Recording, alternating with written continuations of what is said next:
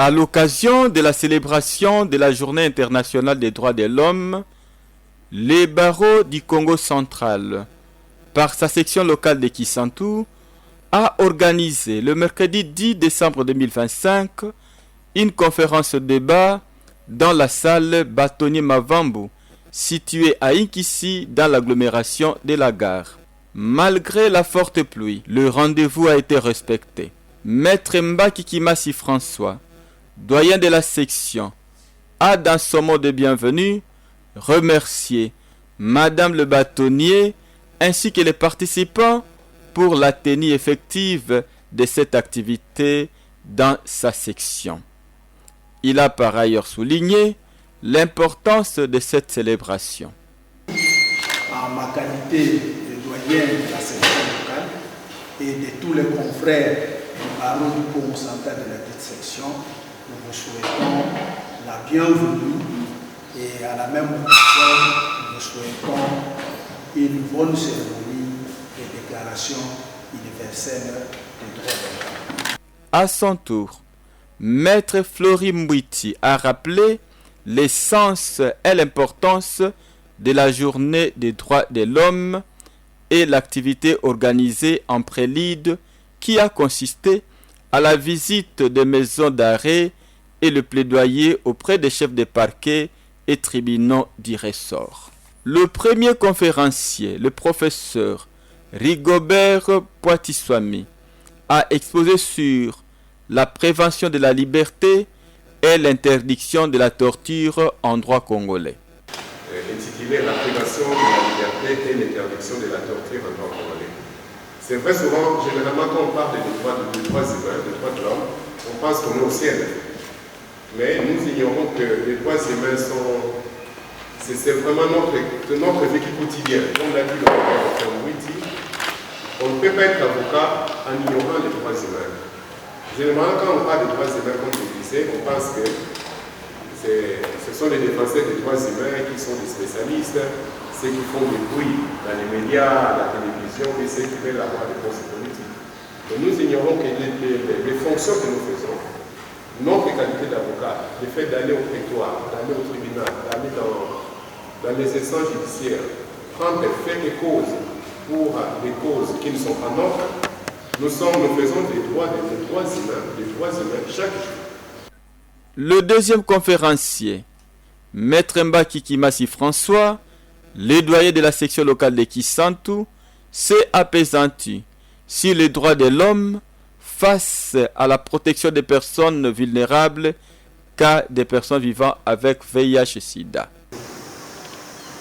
À la maison, au quartier, au travail, on a toujours un ami, un membre de famille qui souffre de cette maladie. Mais cette personne n'apporte pas, à cette personne, nous n'apportons pas suffisamment d'attention.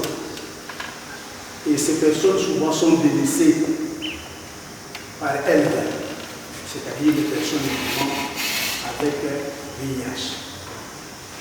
Il est vulnérable parce qu'il se trouve dans un état de fragilité comme un mineur, comme une femme enceinte et comme une personne aussi qui souffre de la déficience mentale. Et cette personne doit être protégée. Et comment le droit humain peuvent protéger une telle personne? Pour la protection de la personne vivant avec VIH-Sida, il y a une protection que nous pouvons parler internationale, mais il y a aussi une protection nationale. Protection nationale, la Constitution, je vais y revenir, pose les jalons. Après les exposés, il y a eu un moment de partage d'expérience, des questions et réponses par rapport aux exposés et contexte de la journée. En fait, comme nous l'avons révélé, le droit de l'homme, la question des droits de l'homme, c'est une question qui préoccupe tout le monde. Chacun, en ce qui les concerne, doit faire de la question des droits de l'homme une préoccupation. Voilà pourquoi nous, en tant que barreau, à travers la Commission des droits de l'homme, nous avons tout ménagé pour que la question des droits de l'homme soit notre préoccupation et pour essayer de lutter contre toutes les formes de violation des droits de l'homme qui seront à notre portée. Le 10 décembre de chaque année, le monde entier célèbre la journée de déclaration universelle des droits de l'homme. C'est conséquemment à cela que le barreau du Congo central, par l'entremise de son représentant, Madame le bâtonnier, il a jugé bon, dans le cadre de visites de différents sites organisés par la Commission des droits de l'homme du 10 barreau, Kisantu, ou la section de Kisantu, a été désignée pour ce faire. Et ce n'est pas seulement la célébration de cette journée comme activité prévue, mais hier nous étions en visite au parquet près du tribunal de paix de Madimba Inkisi. On allait visiter la maison d'arrêt de ce parquet pour en fait constater les conditions dans lesquelles les détenus sont incarcérés, si je peux me permettre de le dire ainsi. Et l'occasion faisant le larron, nous avons effectivement constaté que les conditions de détention ne sont pas bonnes.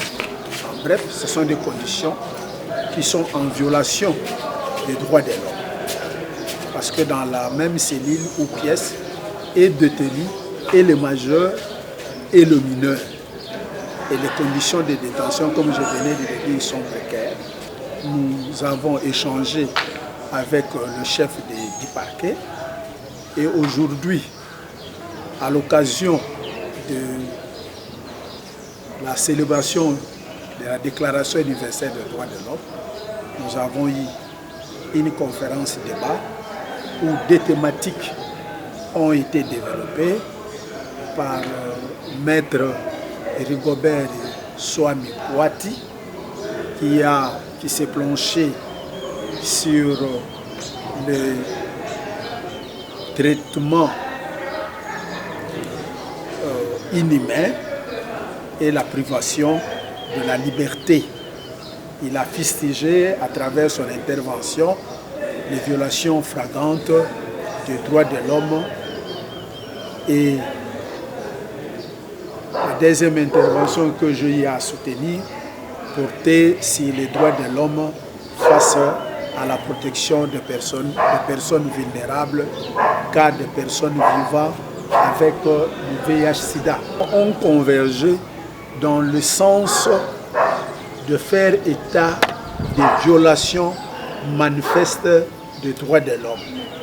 Et nous avons mis à la portée de l'auditoire les différents instruments, que ce soit au niveau international, au niveau local, c'est-à-dire en République démocratique du Congo, prévus pour qu'on mette terme à ce genre